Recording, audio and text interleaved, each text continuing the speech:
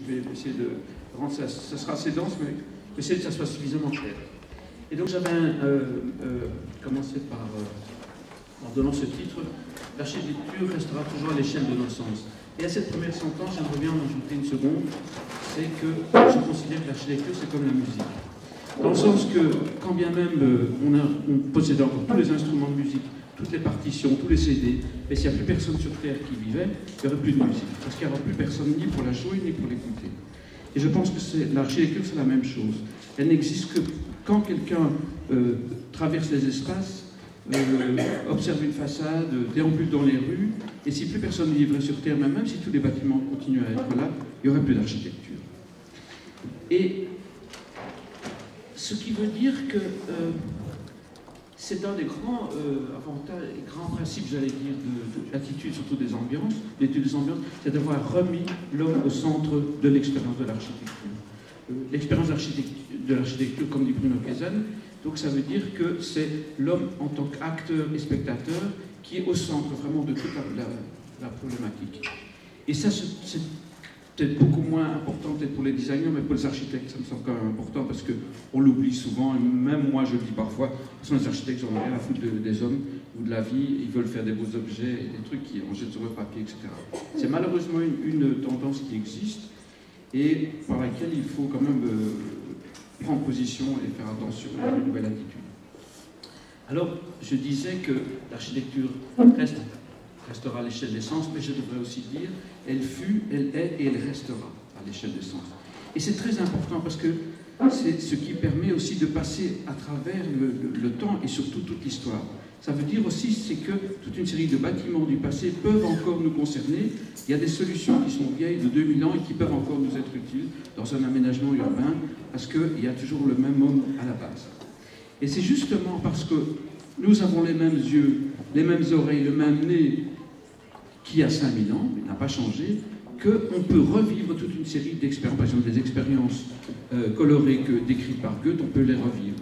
On peut revivre également aussi l'expérience de focalisation du son d'une paroi à l'autre, à la chapelle des lépreux à l'échelle Dieu. Ça veut dire que quand on chuchote dans un coin, on est très bien entendu dans l'autre coin par son confesseur, et quiconque passe entre les deux n'entend rien du tout. Donc ça, vous pouvez expérimenter, vous pouvez revivre des expériences olfactives ou même des corrections d'optique qu'on trouve dans les temples grecs en faisant suffisamment attention et on comprend vraiment leurs intentions. Je vais prendre un exemple. À Luxor, les deux obélisques, quand on regarde en plan, si on fait un relevé, ils sont pas alignés. En fait, c'est à distance et quand on regarde les deux obélisques, on comprend qu'ils ont la même hauteur et pour arriver à ça, on a dû les déplacer en plan. Et en comprenant en faisant le relevé, en regardant, en observant, on comprend le problème que vivait justement cet architecte égyptien il y a plusieurs milliers d'années, et on comprend aussi les intentions. Et c'est ça justement, c'est que parce qu'on a le même système sensoriel et dispositif sensoriel, qu'on peut revivre toute une série d'expériences du passé, et puis les transposer encore dans l'avenir. Dans l'étude des ambiances, le rôle et l'importance des perceptions sensorielles, évidemment, occupent une place très importante. Et Jean-François Goyard en parlera bien mieux encore. Mais moi-même, je me suis longtemps préoccupé des perceptions non visuelles de l'espace architectural. Parce qu'il me semblait qu'il y avait des grands manquements, et surtout, il y a beaucoup de choses qui étaient intentionnellement voulues par les architectes dont on ne parlait pas du tout, ou qui nous semblaient complètement gommées. Et une des grandes clés, c'est le problème de la représentation.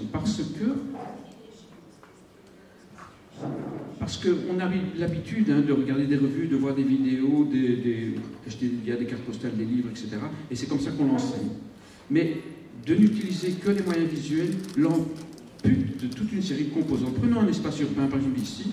Vous voyez, c'est une rue 19e siècle aux États-Unis. Bon, c'est silencieux, c'est muet, mais en fait, si vous regardez bien, il y a le martèlement de tous les sabots des chevaux soulevés, il y a le cerclage métallique autour des charrettes, il y a les gens qui parlent, il y a le bruit, il y a les bonimenteurs, il y a le tram au fond de la rue, il y a les gens qui marchaient avec ce qu'on appelait des cerclages métalliques sur les...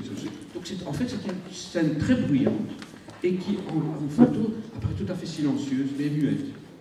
Et bien justement, souvent, on a prenons un autre exemple ici, c'est pas très net, mais bon, On est ici en Inde et il y a, vous voyez, ces détails qu'on voit ici, tous ces petits détails de dentelle, en réalité, ont une fonction thermique, ce qui permet d'arriver de l'air et par convection remonte et sort ici. Ici, on est sur la partie qui est plein sud et les chambres ne donnent pas directement sur la partie ensoleillée. Par contre, l'autre côté qui ne reçoit pas directement l'ensoleillement, les chambres donnent directement sur la cour. Et vous voyez tous ces trous qui sont là et sur la frange supérieure également, ça permet une convection thermique. C'est le même détail qu'on voit ici, c'est ce même dispositif qui fait qu'on a des grilles ici en dessous et puis ici, l'air rentre et sort par ici en dessous. Et en fait, c'est ce dispositif thermique qui a un vrai parti thermique parce qu'on a un vrai problème de faire un lieu suffisamment supportable dans une région où il fait pétant de chaud. Donc ils ont aménagé, mis au point toute une série de stratagèmes pour y arriver. Et alors, donc l'air rentre par en dessous et sort par les parties supérieures. Ici, on a un poste et ici, on allège. Mais, vous voyez, si on n'a pas cette information, nous, on regarde des choses, c'est très joli, c'est très décoratif. Et c'est une dentelle de pierre qui est très, très belle, mais on ne comprend pas bien parce qu'il y a toute une autre série de facteurs qui entrent en jeu. C'est la même chose ici. On ne voit pas très très bien ici, mais ici, les gens, on voit qu'ils ont la fenêtre à hauteur du genou, pas comme chez nous à 1 mètre, parce qu'on regarde assis sur une chaise, on voit les vues à l'extérieur, tandis que là, étant donné qu'il fait très chaud, l'air monte, on essaie de s'asseoir le plus bas possible, et donc on fait des fenêtres qui sont vues à partir de assis ailleurs, sur le sol, et quand on est debout, ils arrivent à hauteur du genou.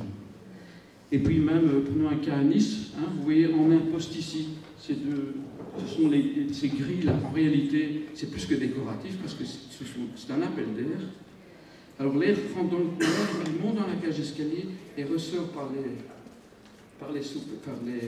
les lanternaux au-dessus, et il y a une convection thermique qui fait que c'est beaucoup plus supportable.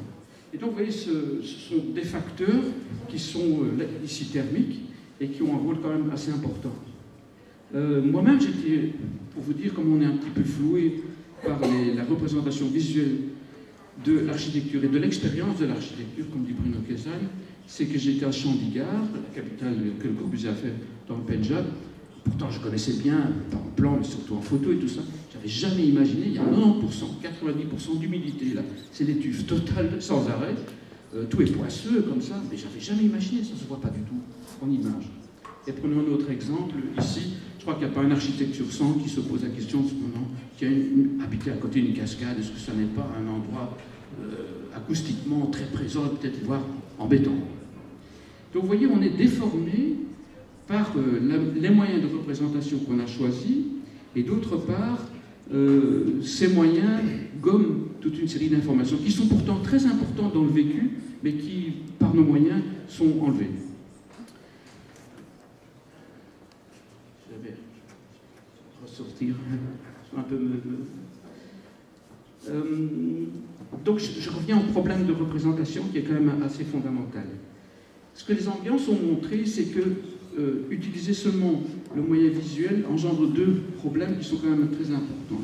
Le premier, c'est que nous n'utilisons que les choses visuelles, mais ça veut dire qu'on ne représente que ce qui est visible. Et or, l'odeur, la température, le degré hygrométrique, les sons, tout ça sont invisibles et transparents, donc on ne les représente pas. Et le fait de ne pas les représenter font qu'on les minimise. Et l'autre chose, c'est qu'on considère trop souvent encore que l'espace, c'est du vide. Hein, quand on voit un plan, on voit les murs, et puis l'espace, l'important, c'est tout blanc. Quand vous prenez le plan, par exemple, d'une ville, l'espace urbain, c'est le négatif de plan des villes. C'est ce qu'on n'a pas dessiné, or c'est là que la vie se passe. Et c'est là que toutes les composantes, qui sont ce que Henri Van Lier appelait un entourement, donc toutes ces conditions pourtant très importantes, de température, de degré hygrométrique, de son, de véhicule, toute une série d'éléments comme ça, sont pourtant là, mais disparaissent. C'est donc ce que l'étude des ambiances a montré, c'est que ces éléments thermiques, olfactifs, kinesthésiques, acoustiques, définissaient tout autant l'espace que le visuel seul. Et donc, je le dis, on revient au problème de représentation, et surtout celui que nous véhiculons, avec lequel nous promotion notre architecture. J'ai écrit dans un texte que je pense qu'un jour, si les gens vivant dans des climats pas du tout tempérés, mais beaucoup plus extrêmes, commencent à écrire l'histoire d'architecture, ça sera peut-être vraiment différent. Si les Esquimaux écrivent une histoire d'architecture mondiale, ou bien si les gens habitant dans le désert, peut-être qu'on aurait une relecture complète, une attitude tout à fait différente, un autre regard surtout sur la manière dont nous représentons l'espace et nous considérons et définissons en fait l'espace. Et qu'est-ce qu'il y a encore à faire? Eh bien, parce que, vous voyez, quand on a un plan, quand on regarde un plan, on peut rajouter une série d'éléments qui sont auditifs, olfactifs, etc. Mais c'est pas facile de lire des diagrammes d'enthalpie. C'est pas évident de lire des relevés en décibels de temps de réverbération dans les espaces, etc.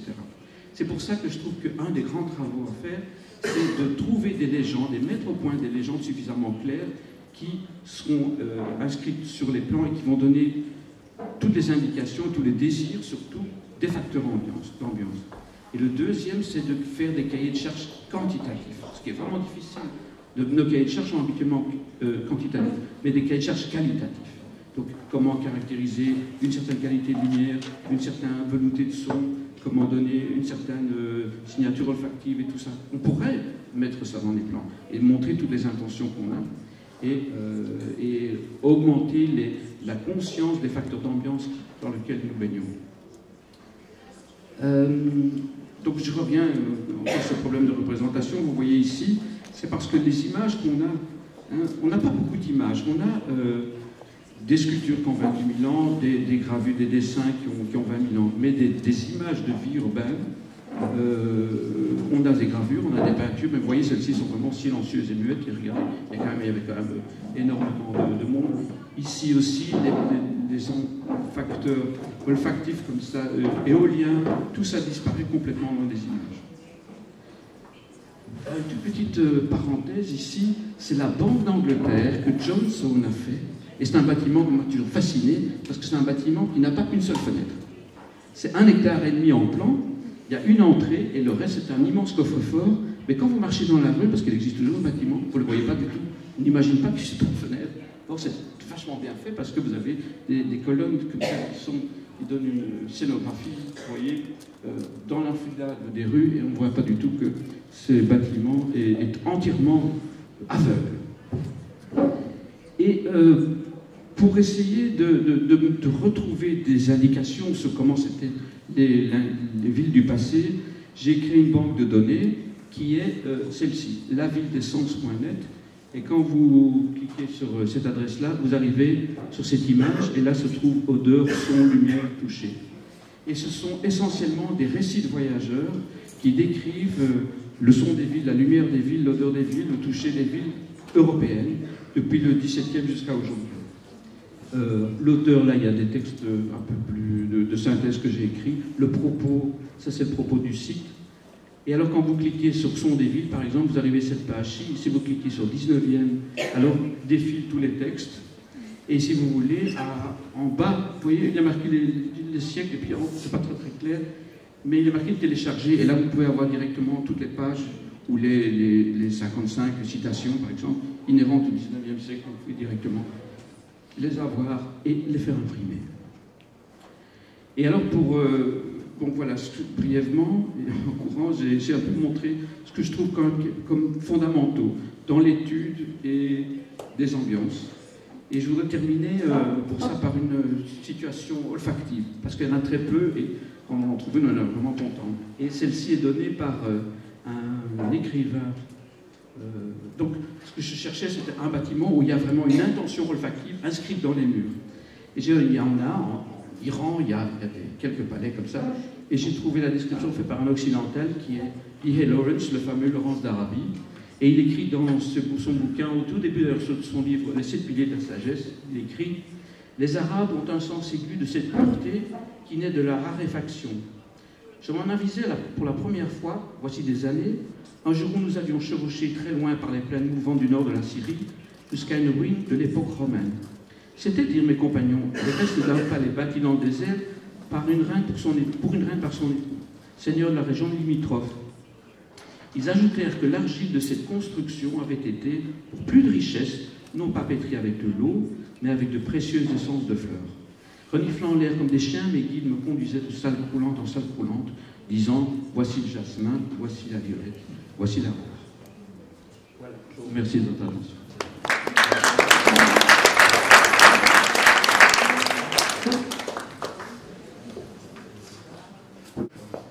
Très bien, merci.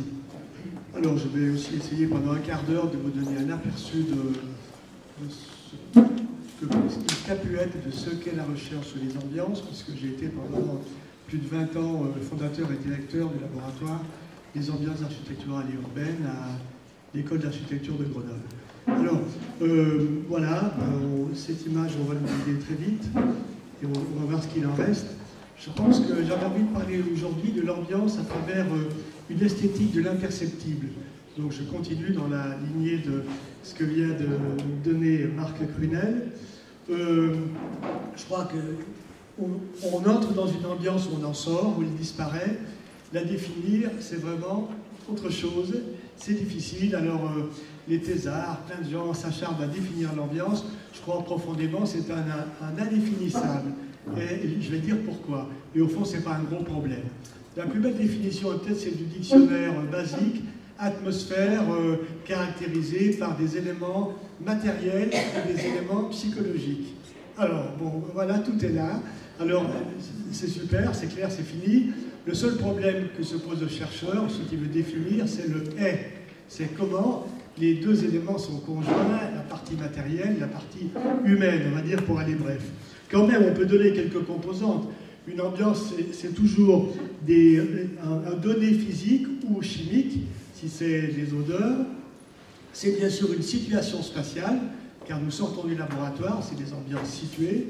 C'est ensuite une perception de ces ambiances, avec les éléments bien sûr humains qui peuvent être là-dedans, avec les sentiments, les émotions, et Dieu sait si l'ambiance joue sur l'émotion, justement quand on ne se rend pas compte. Et qu'est-ce qu'on va faire de ça, pour le meilleur ou pour le pire? Et puis c'est une culture, bien sûr, c'est la rencontre d'une culture qui est toujours sous-jacente, d'experts, de gens qui savent construire les ambiances, qui manipulent les ambiances aussi, et puis d'usagers qui ne s'en rendent pas compte, étant donné que les experts, bien sûr, peuvent être aussi des usagers. Donc je dirais que très très vite, la difficulté c'est que l'ambiance est toujours entre deux choses, entre les choses et les gens, entre les choses elles-mêmes et les gens et les choses et les gens, et puis il y a toujours quelque chose qui échappe. Pourquoi quelque chose échappe toujours aux définitions classiques de l'ambiance? Ben, tout simplement parce que l'ambiance est toujours, autrement c'est juste de la théorie, il y a toujours quelque chose de singulier, de circonstancié, d'événementiel. Et c'est un type de temps, justement, à travailler sur l'ambiance, c'est réintroduire effectivement le temps dans l'architecture.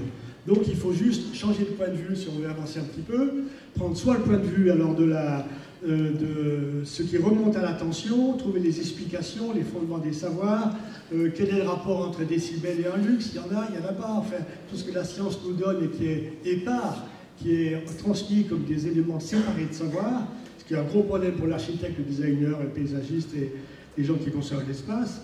Et puis de l'autre côté, il y a l'expérience vécue, en particulier, qui est toujours avec cette prégnance émotionnelle beaucoup plus forte souvent qu'on ne s'imagine de l'ambiance, son état ordinaire, non expert, et qui réside paradoxalement dans l'inaperçu. La question la plus passionnante des ambiances, bien sûr, c'est savoir comment faire de l'interdisciplinarité, comment connecter les sciences ensemble et à l'architecture et au design, mais une autre question tout à fait intéressante, c'est de savoir comment fonctionne cet inaperçu. Et je rappelle quand même qu'à l'horizon très très proche, au XXIe siècle, beaucoup de villes souterraines vont être développées. Et que dans une ville souterraine, il y a quelque part un régisseur, démiurge, puisqu'on a l'espace clos, qui va manipuler la température, bien sûr, le vent, la vitesse des flux, la lumière, le son, peut-être on peut modifier la lumière évidemment, et peut-être même des textures avec les nouveaux systèmes qu'on va avoir. Et donc c'est un démiurge. Alors s'il monte d'un demi-degré, les gens vont être mieux, moins bien, ils vont acheter plus, ils vont acheter moins, etc. Donc on se rend compte qu'il y a un vrai enjeu politique, beaucoup plus qu'on croit, derrière cette question qui apparaît une question un peu comme ça, juste pour le plaisir des ambiances. Donc je dirais que c'est l'écran suivant, je vais passer très rapidement. La question c'est comment décrire l'imperceptible. Pour moi c'est une question absolument intéressante et fondamentale. Alors, des théoriciens, par quel type de pensée on peut aller? On peut avoir une pensée qui est très pragmatique, c'est du faire. Bien sûr que vous, dans le design qui est au bout de vos mains, au bout de vos idées, de vos souris, etc. Et puis, qui est une manière de penser, mais beaucoup d'autres sciences s'y intéressent. la nouvelle physiologie, la perception s'intéresse de très très près à cette question des ambiances, en particulier question très troublante, la synesthésie. Parce qu'on le voir, le toucher, etc. Mais dans la vie quotidienne, tout marche en même temps. Et on ne se pose même pas de questions. Et quand un architecte commence à dessiner ou à faire un tout petit patatoïde dans la conception urbaine, la forme même du trait a déjà préconçu toutes les propriétés passives de l'ambiance. Comment il ira là-dedans un flux aérolique, comment il ira un flux sonore, comment la lumière va se propager là-dedans, etc. Donc il faut, c'est ce que j'ai essayé de faire pendant si longtemps dans l'école d'architecture, c'est dire, arrêtons de dire, on conçoit, alors pour les architectes particuliers, on conçoit d'abord une enveloppe, et puis après, on ira voir les bureaux d'études, ils vont nous mettre du son dedans, ils nous diront si les normes sont respectées, etc. Non, dès la première décision, même d'un dessin visuel, il y a déjà quelque chose de l'ambiance qui est là, d'où une profonde responsabilité sensorielle de tous les gens qui conçoivent objets et formes dans l'espace. Alors moi, pour ma part, en tout cas, j'ai très envie de développer, je le fais maintenant étant juste à la retraite, donc j'ai un peu de temps, un assez gros ouvrage sur l'esthétique des ambiances, parce que, alors, je finirai là-dessus, pour moi, une des bonnes disciplines qui peut fédérer pas mal d'autres disciplines, ça serait l'esthétique, mais revue à la façon dont je dirais juste à la fin. D'abord, j'ai envie de donner des exemples, parce que quels sont les outils pour décrire l'imperceptible, le saisir, le transmettre, etc. Alors, nous, on a développé au labo, depuis 1987, toute une série d'outils. Je voulais vous faire entendre du son, mais voyez, preuve par neuf, on n'arrive pas à faire sortir du son ici, alors qu'on a des ancêtres. C'est peut-être juste un enfer, c'est pas pour rien qu'on a des images, puis le son, on ne le sort pas. Alors, je vais donner l'exemple de l'effet de Bourdon, que vous connaissez très très bien. Dommage qu'il n'y ait pas une grosse circulation dehors, ou un drone. C'est tous ces strates sonores permanentes qui sont là et qui restent par les VMC, les ventilations, par toute une série de phénomènes à toutes sortes d'échelles, des sons qui restent là. Alors on va dire sans aucune importance, puisque c'est des signaux qui émergent qui sont intéressants. Pas du tout. Un de mes thésards montre qu'on peut reconnaître le son des villes, même en enlevant toutes les écoutes, tous les médiums, on laisse que les graves, le drone, le bourdon, et les gens reconnaissent encore des bourdons différents entre Lisbonne, Stockholm, etc. Alors, donc cette espèce de drone-là, il est permanent dans la vie quotidienne. Il modèle notre quotidien beaucoup plus qu'on croit. Et j'avais un bel exemple sonore, parce que j'ai beaucoup travaillé sur l'instrumentation urbaine, la ville comme un instrument dont jouent bien sûr les musiciens, mais les bonimenteurs, etc., plein de gens, et nous, même pour discuter dans la ville. Et c'est un groupe vocal qui est à Avignon, et qui se met à chanter comme ça vers 11h du matin. Et quand on entend un petit peu plus la séquence, on voit qu'ils se sont accordés sur le diapason des cigales. Très très souvent, ces drones-là sont des donneurs de ton musical même, et quelquefois on va enchaîner un air dans la tête et il sera accordé justement sur ce type de son-là. Il y a plein d'histoires absolument passionnantes que je n'ai pas le temps de raconter ici sur cet effet de Bourdon. Peut-être le Rhône, dit Murray Schaeffer, un grand pape du paysage sonore, peut-être même la fréquence même, 50 Hz ou 60 Hz, ferait qu'on a envie qu'on chante différemment selon les pays où le courant est comme ci ou comme ça. Deuxième exemple que je donne, cette fois il est sur alors on a développé plus de 90 effets sonores, il y a un répertoire. Le meilleur ouvrage, je pense, c'est celui qui est traduit en américain, Sonic Experience, parce qu'il est mis à jour avec une grosse biblio. Un autre exemple visuel, puisqu'on a travaillé beaucoup sur les effets aussi lumineux ou visuels, l'effet d'exposition.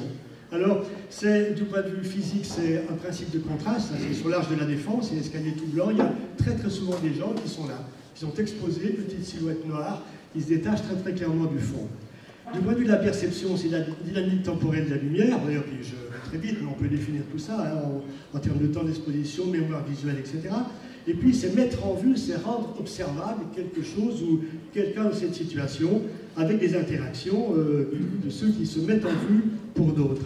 Et puis, comme expression esthétique, il y a l'exhibition, il y a la manifestation, la valeur symbolique. Et très très vite, chaque effet sonore ou visuel peut être abordé par les disciplines. Et dans mon labo, il y a eu des ingénieurs jusqu'aux philosophes et aux spécialistes des mythes, etc., en passant par l'architecte, géographe. Tout le monde peut dire quelque chose sur ces phénomènes-là qui sont des choses qui se produisent toujours de façon située. Je donne encore un autre exemple, je l'aime bien, l'effet d'exposition dans les arts et les techniques. C'est un hommage à Lille, puisque c'était Bon Baiser de Lille, il y a quelques années.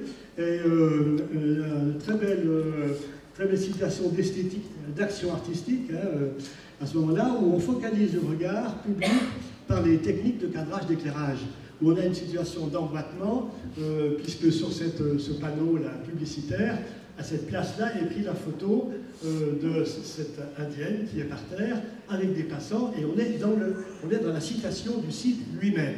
Donc un effet d'empattement tout à fait intéressant avec ces grandes techniques d'exposition qui sont le cadrage et l'éclairage. Et puis je ne résiste pas à donner cet exemple-là, parce que je l'aime bien, qui va du côté de la sociologie et de la culture. Voilà, sur la place du Tertre, il y a quelques années, c'est vraiment ce take place, c'est prendre la pause, prendre la place. Cette passante-là, probablement d'origine d'un pays nordique, prend la pause. Et on ne peut pas ne pas penser, bien sûr, à Ruisdael, Vermeer, à toutes ces coiffes hollandaises, dans une lumière qui est assez proche. Et on a une triple exposition. Elle a cherché le soleil, elle s'expose au regard social et au regard culturel. Ceux qui ont vu quelques peintures flamands ne peuvent pas ne pas avoir cette évocation. Autre type d'effet, cette fois des effets odorants. Une thésarde courageuse a fait un beau travail sur l'espace olfactif, question bien compliquée aussi. Et voilà deux effets odorants, j'en donne un, on ne peut que le raconter. Hein. L'effet d'imprégnation, c'est, les gens racontent, on a procédé par anecdote, le tabac froid, cette odeur qui imprègne les vêtements. Alors, ça, c'est typiquement déjà du point de vue de la chimie, on sait qu'il y a tendance dans certains matériaux à absorber les odeurs et à les restituer avec une différence dans le temps. Hein. C'est de la chimie appliquée. Il y a de l'éthologie, c'est le modèle d'un marquage territorial. Vous savez, en l'absence même de l'animal qui a pissé copieusement sur ses noisettes, il y a toujours la présence en l'absence même de l'animal. Et puis dans l'anthropologie, c'est l'adduction de X comportements obsessionnels qui certainement ne doivent pas vous échapper dans la vie quotidienne. Deuxième effet intéressant, c'est l'effet de sillage. Les gens qui racontent, il y a quelque chose de très particulier, les gens ont une odeur très particulière. Les femmes, par exemple, c'est très facile parce qu'elles ont des parfums. Donc les femmes, c'est facile, on les suit au sillage même quand ils sont partis. Voilà, donc cet effet assez proche de l'autre, mais qui est un effet dynamique cette fois, un effet de mouvement, qui est cet effet de sillage, bien connu d'ailleurs aussi en parfumerie, où on cultive la capacité d'effet de sillage des parfums qu'on va utiliser. C'est Michel Serres qui a une belle formule, le parfum signe le spécifique, donc signe effectivement l'identité et ce qui est caractéristique. Je donne un dernier exemple. Il me reste combien de temps, Marc, pour le mettre sévèrement? 5 minutes? Oh, je passe sur l'effet Saravaggi, vous le trouverez, c'est un effet que j'aime beaucoup, pas lié au design, mais à la perception. C'est des gens qui ont des situations complètement ordinaires, banales, et tout d'un coup, il y a quelque chose de merveilleux qui se passe. Par exemple, près de la gare de Montpellier, tout d'un coup, un soir à 5 h, il y a une lumière verte et rouge en même temps. Alors, le chimiste observateur va dire oui, voilà pourquoi, mais j'ai jamais vu ça, mais à cette heure-là, du jour de l'année, il y a une lumière verte, rouge en même temps. Et puis les sons, c'est pareil, c'est abominable, et puis un jour c'est merveilleux, et c'est beau à pleurer. Donc je vais rapidement donner ça c'est ma dernière remarque, sur quel type. Alors, tous ces descripteurs-là qu'on peut travailler et qui sont à développer, parce que l'ambiance est une notion extrêmement écuménique, large. Ne focalisons pas sur l'ambiance, ne faisons pas un nouvel objet à la mode. C'est une espèce de grande auberge espagnole. Par contre, en plein développement, ce qui me paraît capital, c'est les outils. C'est les outils qu'il faut développer. Et je crois que s'il y a une esthétique qui s'en occupe, bien sûr, elle est déliée du discours sur l'art. Mais vos professeurs d'esthétique ont dû déjà vous enseigner ça. Donc je passe là-dessus, tout l'art contemporain, et toutes les pratiques contemporaines, art majeur, art mineur, design technique, l'art est une catégorie particulière de la production humaine, l'esthétique est beaucoup plus large. Peut-être plus intéressant, c'est l'expérience esthétique première, bon, Kant, je passe là-dessus, c'est l'esthétique, comme disent les Allemands. L'esthétique, c'est pas un discours sur l'art, c'est fondamentalement une organisation de connaissances sur la sensation. Et la sensation, même avant la perception, dans le pré-verbal, dans le pré-conceptuel, parce que c'est là que jouent les ambiances précisément, d'où le raccord. Et puis, bien sûr, je rappelle qu'un certain courant psychanalytique anglais, bien passionnant, fait l'hypothèse d'un fondement autogénétique de l'expérience esthétique. Ça veut dire que même in utero, il y aurait déjà une expérience esthétique. Donc ça me paraît tout à fait intéressant, et bien sûr non verbalisé, non culturel, etc. C'est bien sûr une esthétique qui casse toutes les coupures entre sentir, connaître, etc., et déconstruit toutes les hiérarchies d'excellence, bien sûr, et qui connecte le monde de la vie, cher à John Dewey, le grand homme de l'esthétique américaine, à tout ce qui est la production et l'expression. Et puis, ce qu'on oublie souvent esthétique, c'est contemplatif, c'est une chose à voir. Mais allons dans le monde animal, et simplement en éthologie, ou dans le nôtre, un comportement esthétique, c'est presque toujours un se montrer. C'est qu'est-ce que je suis en train de montrer de moi-même, qu'est-ce que j'exprime de moi-même. Donc il y a une esthétique de la contemplation, une esthétique de l'expression. Et précisément, ces effets-là ne sont pas que des choses qui se passent dans les situations, comme les événements. C'est bien des actions potentielles ou actions réelles qui vont être produites par les gens, par nous, par les usagers. Alors, 3 mots. Quelle est la tâche de l'esthétique aujourd'hui? Je crois que l'esthétique des ambiances, qui réunira à la fois la technique, la connaissance, la pratique, c'est se demander qu'est-ce qui fait une ambiance. C'est quand même une super question, parce qu'aussi bien les gens qui font les ambiances que ceux qui les vivent, ils ont des morceaux de savoir, des morceaux de pratique, ou intuitivement il y a un truc. Mais la question qui était posée dans le début du réseau qui a été créé en 2008, Ambiance.net, je l'ai créé juste à la fin, c'est de dire, mais vous, les gens de la pratique, du design, de l'architecture, vous-même, qu'est-ce que vous avez à nous apprendre? Alors bien sûr, il y a un geste, oui, je le sens comme ça, j'ai une habitude, oui, mais qu'est-ce qu'on peut transmettre? Et je pense que toute transmission d'un geste artistique ou esthétique ou design d'architecture exige un peu de clarification par le langage, donc une confrontation, bien sûr, pluridisciplinaire. Donc, la question, comment s'en met une ambiance, c'est une question où tout le monde, bien sûr, doit avoir la parole, de l'usager jusqu'à l'expert le plus pointu. Entretenir une vigilance critique. Je crois que dans ce que j'ai dit au début, ça m'était de plus en plus, quand on a les colloques d'espace souterrain, où est-ce qu'on est en train de partir? Il y a une vigilance critique à avoir.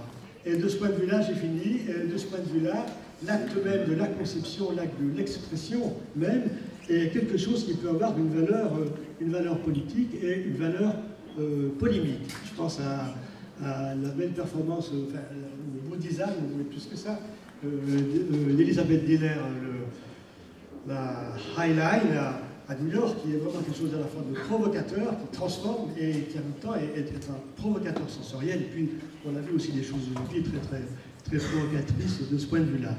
Voilà, je pense que les bibliographies peuvent se communiquer. Je termine sur ce fond de, je sais pas, vous l'avez vu sur cette première image.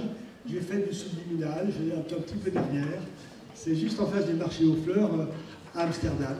Étrange graphe, mais très beau, qui à la fois fait réfléchir le végétal et le minéral, avec un beau signe du passé, puisqu'il y a une Madone derrière la fenêtre qui regarde ce qui se passe au XXIe siècle. Je vous remercie. Ok. Bonjour, moi je m'appelle Clotilde Félix. Je vais me situer dans une dimension moins directement visuelle, puisque je vais vous parler d'action réelle et imaginaire. Donc il va nécessiter de votre part une certaine attention et surtout beaucoup d'imagination. Alors avant de vous présenter le projet que j'ai choisi pour l'occasion, je voulais juste expliquer dans quel contexte de démarche il s'inscrit. Alors moi je suis de formation architecte d'intérieur et designer. Après une première formation initiale d'ingénieur chimiste, comme vous avez pu le voir dans le programme du jour. Bon, mais il n'y a pas que l'enseignement scolaire dans la vie. Et à ce parcours bicéphale, il faut que j'ajoute ce troisième aspect, cette troisième face de mon évolution personnelle, qui est que je suis cycliste urbain quotidien. Je ne sais pas comment l'appeler autrement, je suis pas un cycliste sportif. Je pratique le vélo au quotidien depuis toujours, et cyclotouriste depuis une dizaine d'années. Et cela m'est très structurant, à la fois dans mon mode de vivre et dans ma façon de voir le monde et de le penser. C'est un peu ma raison d'être en ville, la possibilité d'une liberté locale et ponctuelle au sein de la modernité, ou même de la surmodernité. Une liberté physique et psychique, une sorte d'épicurisme urbain, alors je l'ai appelé philo, qui est le vivre vélo, l'attitude particulière dans laquelle le vélo me met. Alors ce fut l'objet de mon diplôme de fin d'études. J'avais développé une série de vêtements habitacles que j'avais appelés les MU, Il s'agissait d'accompagner, à présent que le design me le permettait, mon plaisir de vélo. L'envie et le besoin de retrouver ce transport au sens large par des logiques souples, des gestes libérateurs, une promenade entre les échelles, où les objets ne sont plus que des moyens, des interfaces aimables entre moi et la ville. Donc ce n'est non pas le véhicule vélo qui m'intéresse, mais bien ce qui me permet de vivre. Et c'est depuis devenu un champ de recherche et d'interrogation personnelle, expérimentale et théorique, autour de finalement la notion d'enveloppe, des enveloppes de l'homme dans un jeu d'échelle, du biologique à l'artificiel, mettant à profit mon expérience initiale.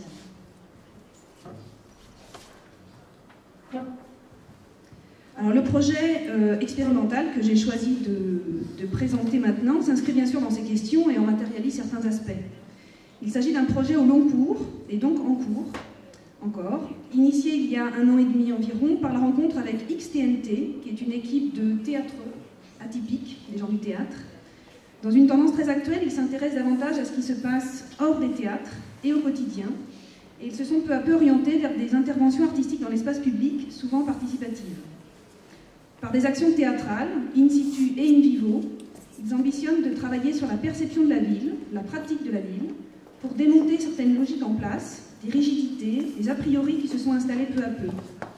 Attirer le regard, surprendre, susciter, se réapproprier l'espace public, développer une nouvelle réalité, une fiction du réel.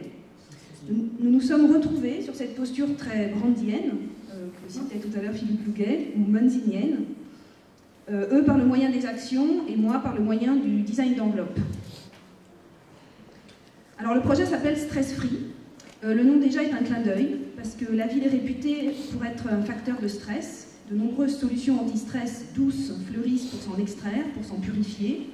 Dans notre cas, c'est un peu tout l'inverse. C'est plutôt rester dedans et surtout y participer créativement. Être actif et encore créatif est le meilleur remède de notre point de vue contre le stress. Le stress est une rigidité des conduites, une réduction de l'espace des pratiques, et nous visons à réactiver certaines défenses naturelles, entre guillemets, l'empathie, la dérision, l'humour, l'attention, pour réassouplir la relation à la ville et par-delà aux autres. Mon intervention dans ce projet a consisté en la préparation d'un kit de forme, d'abord pour accompagner les actions et les figurer, puis pour permettre de les prolonger au quotidien, n'importe où, par n'importe qui, et enfin pour initier un mouvement à l'échelle de l'individu vers d'autres attitudes ou vers d'autres objets. Alors ce sont des objets, à peine des objets. Je citerai volontiers Doré Sotsas, qui dit des produits sans valeur traditionnelle, qui sont même un déconditionnement de la chaîne de complaisance de la possession. Alors Sotsas évoquait par là les containers, neutres et polyvalents en plastique, qu'il présentait au MoMA en 1972, pour l'exposition Italy's New Domestic Landscape, où il était question d'ambiance. Donc à peine des objets, des moyens, des supports, des germes, on ne sait pas encore trop comment les appeler, des pièces d'un jeu urbain quotidien, nous les avons appelées donc des formes. Alors je vais vous présenter 8 formes, enfin il y a 8 formes en fait aujourd'hui, il y en avait 6 il y a 1 an et il y en a 2 autres en gestation. Ce sont des fabrications de type enveloppe, le plus souvent textile, très basique, qui correspondent à des actions particulières. Nous allons voir dans ce kit 2 habits. Alors j'appelle habits ce qui est le vêtement hors la mode. 2 solutions spatiales, 3 accessoires fonctionnels et une forme qu'on appelle pour signal à défaut d'avoir trouvé un autre nom. Donc je vous propose de les balayer un par un pour commenter leur forme et évoquer, en évoquant pour illustrer le propos, des situations exemples parmi d'autres possibles. Alors la première forme s'appelle Dans mes bras. L'action auquel il correspond, pour le moment, s'appelle Souligner. C'est une sorte d'écharpe manche costume, difficile à décrire en termes d'artefact. En fait, une fabrication tubulaire en polyester Cordura Ripstop. Alors, autour du cou, c'est une écharpe. Enfilée, ce sont des manches. Initialement, pour moi, cycliste, soumise à des variations de température, c'était une écharpe dans laquelle je pouvais glisser mes bras. Puis marquer simplement un rôle. Et finalement, en observant dans certaines situations, on peut se prendre l'envie de jouer de ces gestes avec les bras, de ce qu'on a essayé d'exprimer, et on se retrouve maître d'orchestre du bruit urbain, sage en méditation sur un quai de gare, l'occasion de sublimer un instant, bien on se retrouve traverseur, je sais pas, ça peut ouvrir des élans de solidarité gestuelle, ou bien se prendre pour un professeur, enfin l'envie de partager ses connaissances. En fait, c'est une sorte de costume, à minima, qui nous change pour un instant, qui semble donner des pouvoirs particuliers aux participes acteurs. Le deuxième objet s'appelle le smile, l'action correspondante réconfortée. C'est une confection plane, en polyester Cordura Ripstop, le même que dans mes bras. En fait, un plaid à 3 trous, ou un gilet poncho, selon la position dans laquelle on l'enfile. On peut y glisser sa tête et ses 2 bras comme on veut. Alors, même raison initiale que le précédent, mais vélo oblige. J'avais d'abord fendu deux espaces pour passer les bras, et il m'a fallu rajouter une 3e fente pour accéder aux poches arrière de la veste de vélo. Et de là, il est apparu des bouches plus ou moins grimaçantes ou souriantes à partir de cette fente. Ce qui permet de sourire de dos aux piétons ou aux automobilistes à qui on vient de griller la priorité. Et alors, bien sûr, comme il y a des jours où on n'a pas forcément envie de sourire, on peut mettre en position poncho, et là, c'est plutôt 2 gros yeux.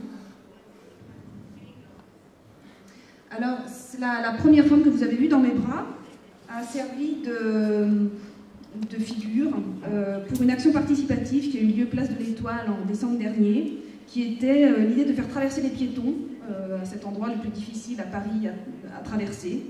Donc on a conduit des gens, on a arrêté la circulation, on a conduit les gens à traverser. Et cette deuxième forme, Smile, est le support de la prochaine action participative qui aura lieu à vélo. Je n'en dis pas plus. Alors vous avez sans doute déjà repéré ma filiation certaine au design italien, aux avant-gardes dites tardives, le design radical, Archizoom en particulier, mais aussi finalement aux avant-gardes historiques italiennes, les futuristes. Parce qu'en effet, j'explore pour mes recherches la question du vêtement, je disais l'habit, comme enveloppe première, et remontant à des époques où cela intéressait encore et vivement des postures artistiques. Alors ce n'est pas l'occasion ici de citer toutes mes références, mais celle-là je n'y résiste pas. Je voudrais citer le manifeste futuriste du vêtement masculin par Giacomo Bella en 1914.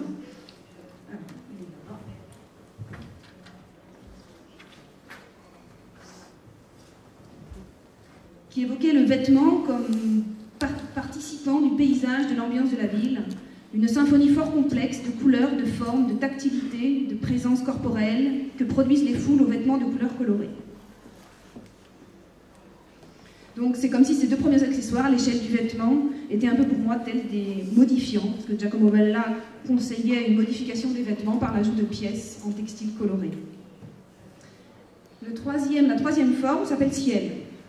L'action, se poser, alors se poser P-O-S-E-R ou se poser P-A-U-S-E-R, c'est en fait une sorte de cartable coussin urbain omnisport, puisqu'on peut y glisser des choses.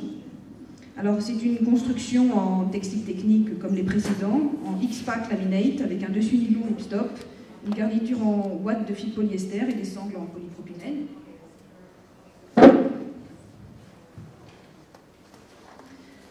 Alors en ville, ne serait-ce que s'asseoir est si mal considéré, s'installer confortablement pour observer, profiter de points de vue.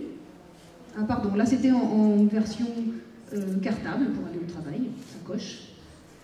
Et là s'installer dans un endroit particulièrement mal vu, qui sont les marches de la BNF à Paris où on a à peine le droit de s'arrêter 5 secondes.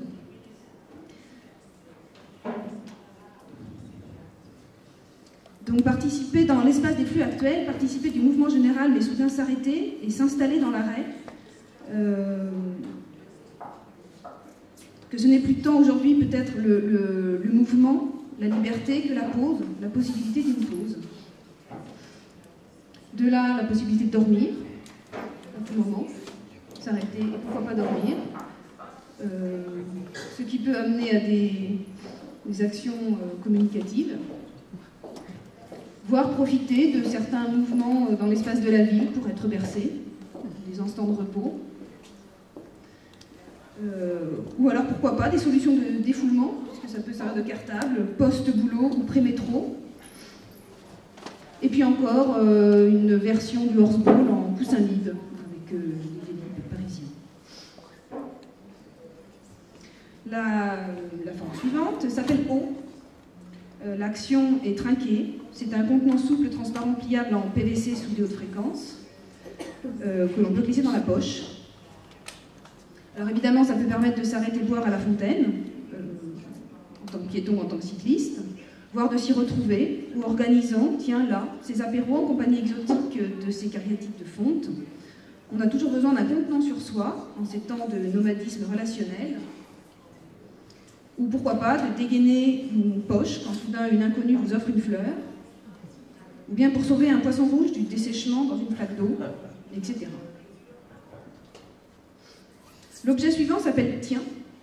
L'action est rassemblée, transportée. Ce sont des sangles en polypropylène avec un assemblage réglable par velcro. Parce qu'il est toujours bien utile de pouvoir balader toutes ces choses qui nous passent entre les mains au cours d'une journée. Alors pour transporter sa veste, bien sûr, élégamment, mais ce peut être sa baguette de pain, remplaçant ainsi le petit papier de soie en ces temps d'hygiénisme. Alors du pain au vin, bien sûr, et alors non pas au fromage parce qu'il est peu aisément sanglable, mais au saucisson, ça marche bien aussi.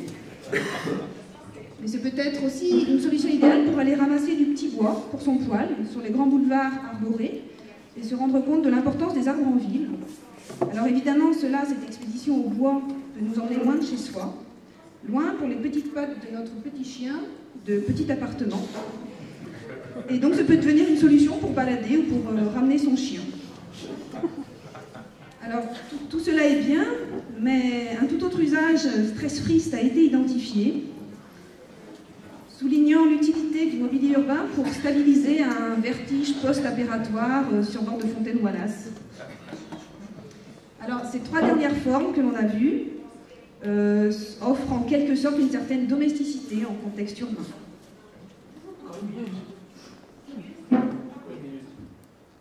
Une minute.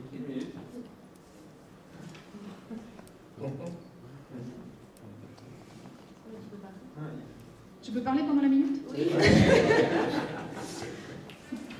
Et je peux changer la diapo? Oui, L'objet suivant s'appelle le Brennig. Alors le Brennig est un petit coquillage conique qui vit heureux, peinard, accroché sur les rochers des rivages bretons. L'action correspondante est s'isoler. C'est une sorte de toit individuel pop-up, d'abat-jour autonome ou de lampadaire portable. Alors on peut s'y glisser pour être tranquille, téléphoner et se permettre ainsi tous les faciès de bonheur ou de drame, se gratter le nez. On peut aussi lire sur un banc. De dessous, on n'aperçoit que les pieds des gens qui passent. Alors on pourrait prendre cela pour une action non pas citoyenne mais plutôt égoïste. Imaginez si tous les passants faisaient ainsi, la ville deviendrait un petit peuple de coquilles. Mais c'est oublier que cet accessoire peut s'illuminer par des petits points de LED, ce qui fait de la personne qui le porte un lampadaire vivant, au profit d'autres lecteurs. Alors il y a quelque chose ici de la sorte d'extraction partielle que le vélo me permet de ressentir.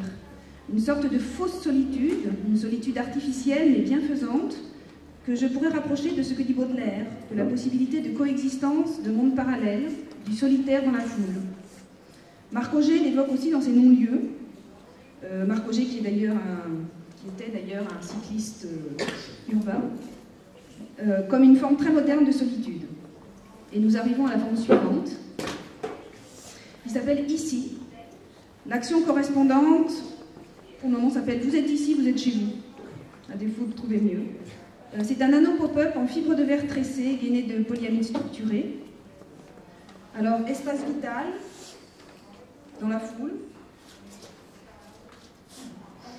Bulle de survie. Là, ça servait de signal pour se faire voir de loin, une personne qu'on voulait saluer. Cercle intime, île personnelle, entouré ou être entouré, ensemble, réunis ou tout seul sur mon île, le dehors devient le dedans et inversement. Pouvoir être dans le lieu mais absent au lieu, ainsi que le vélo me le fait dire au sein d'un paysage, être là mais pas tout à fait là, et d'ailleurs aussitôt plus là.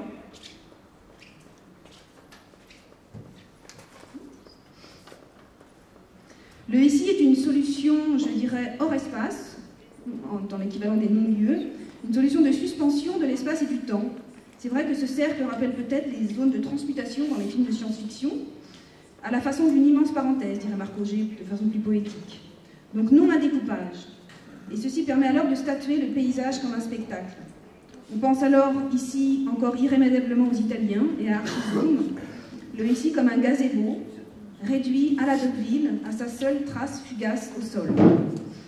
Et dans ce scénario présenté, il s'agit de tirer profit de certains lieux parisiens, en l'occurrence, qui sont éclairés en permanence et dont personne n'en profite, donc de s'installer dans le faisceau de lumière sur le pont de Birakeim.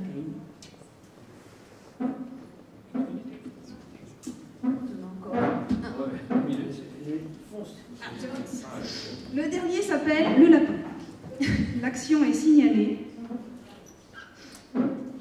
Alors, borne lumignonne ou chapeau rigolo, ou cône de signalisation qui soudain dédramatise certains événements pénibles. On reconnaîtra un règlement de compte. Alors, on peut la poser comme un sympathique signal, ou comme un graffiti volumétrique. On peut bien sûr poser un lapin, si on ne souhaite pas venir à un rendez-vous. Mais on peut aussi s'en servir pour cacher des choses, sympathiques, ou non, ou l'inverse. Et puis quoi encore? Le lapin, dans cette forme, ouvre comme les autres, mais encore plus explicitement à la question de la lisibilité formelle, des codes de reconnaissance que l'objet présente pour sa compréhension, verre demi-vide ou verre demi-plein, bonnet d'âne ou grandes oreilles. Voir un lapin, c'est déjà bien. Le lapin, dans sa référence merveilleuse au pays d'Alice, signale le passage à l'imaginaire. Lors d'une résidence artistique pendant la manifestation d'art contemporain en 2011, et dans le cadre de la Biennale d'art des libellules à Genève, cette forme fut choisie pour tenter d'ouvrir la perspective de l'espace quotidien dans un quartier précarisé, le grand ensemble des libellules. Un film a été produit, dont je donnerai le lien à la fin, qui a donné une autre perception du quartier. On arrête. On dépasse.